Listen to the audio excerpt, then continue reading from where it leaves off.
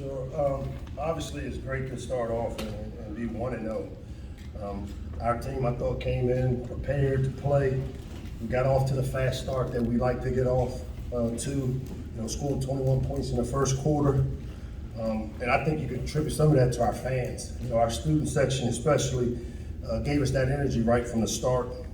Obviously, there's always things we need to get cleaned up, which we'll do. But it's good to be able to do it after a win. We played a lot of players. As you guys know, for me, that's huge because for us to develop our team with the way the game of football is, we're going to need them all. And to be able to play a lot of players in game one really will help our team as we build our depth. We got to turn the page on this one after 24 hours, get our mindset and prepare for Charlotte to be here in the Shell, 7:30, a national TV game with our new NBC partners.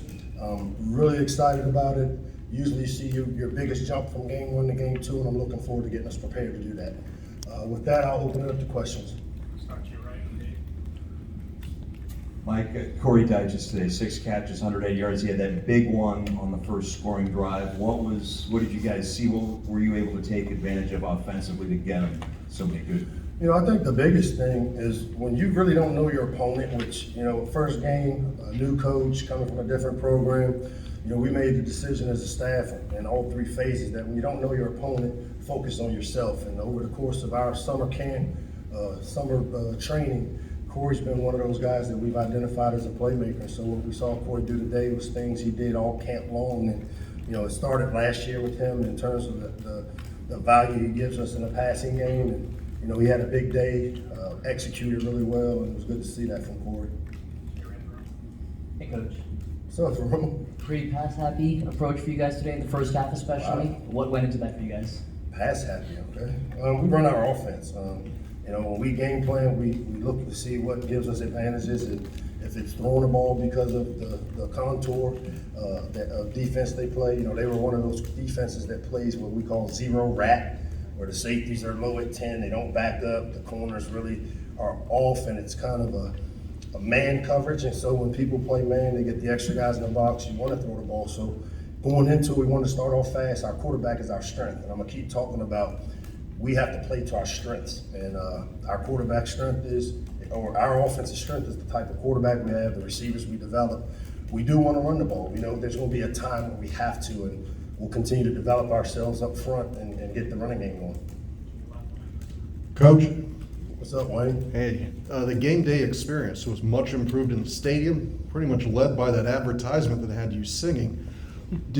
Who had the goal to make the game day experience as improved as it was, and how'd you end up doing your own ad? I guess you don't follow us. Our marketing team over there in Xfinity, they've won a ton of awards there.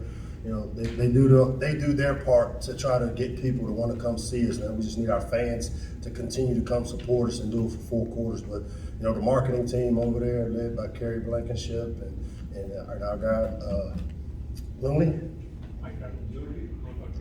Jordan Luby and that staff over there. They come up with these ideas, and obviously I'm very gullible. I want to do what I can to fill the shell. And so if me singing off key and the air of the night it gets people in the stands, I'll do whatever I need to do.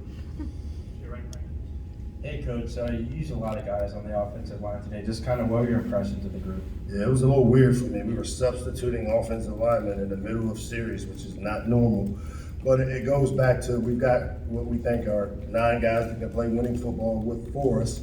We're trying to figure out the best 5, and so we're mixing and matching. It shows the versatility that we have, where guys can play guard, can play tackle, move guys in the center.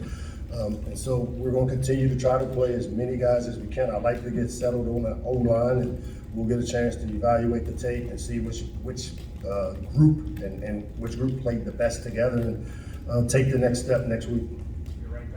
Hey, Locks, you talked about that quarterback strength. How did you feel that Talia did in his first game here in the season? I thought Leah played really well.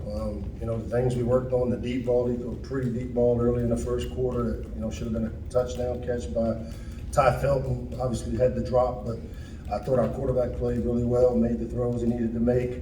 We've got to protect him, keep him upright, but he's also got to help protect himself by, he's a guy that likes to extend plays, and sometimes when he extends them, he gets himself in harm's way. And we'll keep working with him to dirt the ball, not take hits, and he's such a competitor that he's going to continue to try to make something out of nothing. But we've got to keep him healthy, keep him upright. Between camp and this first game, did the mic just go? Oh, yeah. Between camp and this first game, do you feel like he's made a bit of a jump already? Would you say, or Not between camp and the first game. I think from last year to now, I don't know if you saw, but a lot of those deep balls, we had probably 2 or 3 that were right on time, had the right trajectory, went to the right guy, his feet were right. We just got to finish the play. And then on the defensive side, obviously strong performance overall, but Nathan Count was able to get outside the pocket a few times, make some plays with his legs.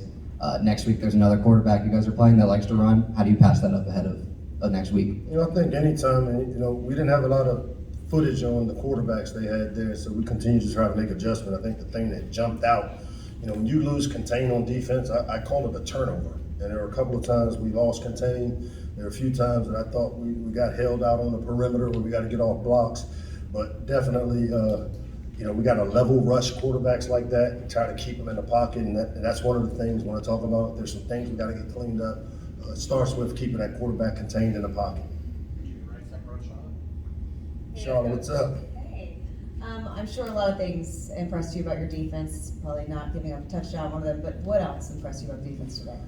I think, we played a lot of players, and if you looked out there, man, you saw true freshmen. Guys that just got off the yellow school bus out there playing in the first quarter, and heavy-handed guys. I like the way we we held them and contained them without giving up big plays. Obviously, we gave up some early 4-yard rushes where they were able to stay on track. We lost contain. We didn't get the turnovers. But our defense, when they needed to stop them, we got the necessary stops. Mike, what was your impression of Towson? Pete has a good team, and they've got some talented players. They were well coached, and I thought the quarterback, the guy at number 15, like you said, made some plays in the run game. I thought defensively, they were really sound, made good tackle. They tackled the ball really well. I think once they get into league play, they'll be a team that will compete, and you can tell they play hard, which is a reflection of the coach. We saw as you got later in the game and started to mix some more players in, you also made a switch at the kicker position. Was that just mixing a new player in, or is that something that maybe we can expect to see a little bit of a No, Jack started cramping a little bit in his calves, and once that happened, we had to get him out of there. And we were very fortunate to have Evan Johnson come in, make a field goal, kick it off. Again, gives us an opportunity to develop a second kicker. But Jack started cramping up there. It was a little humid. We haven't been blessed with this type of heat during training camp, and so all of a sudden we show up game day, and it's one of the hottest days we've had. So it's supposed to be pretty hot this week, so we'll get some good work in the heat and continue to prepare for Charlotte. Hey, Mike, congratulations on the win. You beat your alma mater, Towson. Just any time to reflect and get some emotion about just what a day it was for the state of Maryland having an in-state rival like that and one that's so significant to you. Yeah, Damon and I talked about this before the game on the sideline. What a great thing it is to be able to play local teams, in-state programs. It's great for our state to be able to keep it here in the state. In the perfect world, I'd like to play Towson and Morgan and Howard and rotate it through there over the next few years as one of our games, because it's great for this area to be able to do that. It's great for those programs. So, we play in a tough league with the Big Ten, and it's getting even tougher.